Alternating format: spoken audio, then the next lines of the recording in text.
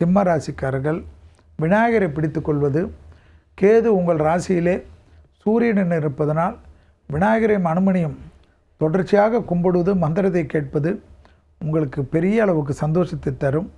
தைரியம், தன்னம்பிக்கை ஏற்படும். புதிய முயற்சிகள் அனுகூலத்தை தரும். மனதில் மட்டும் இனம் புரியாத ஒரு ஏதோ கோபதாபம், யாரோ உங்களுக்கு ஏதோ செய்கிறார்கள் என்றெல்லாம் தோணக்கூடிய அமைப்பு ஏற்படும்.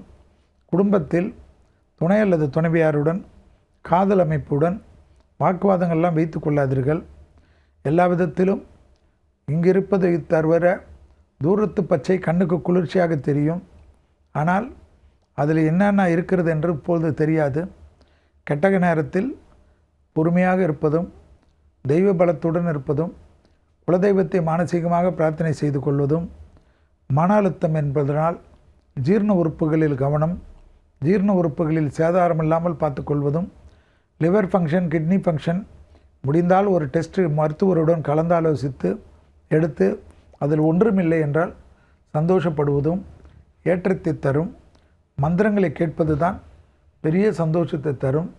அனுமன் சாலிசா கேட்க கேட்க மனபாரம் குறையும். துணை அல்லது துணைவியார் தாங்கக்கூடிய அமைப்பில் அதில் எந்தவித சேதாரமும் வார்த்தை பிரயோகமும் கூடவே கூடாது. கூட இருக்கக்கூடிய உறவினர்களால் ஏதாவது ஒரு வகையில் ஒரு பிரச்சனைகள் காணப்படும். கவனமாக இருப்பது நன்மை.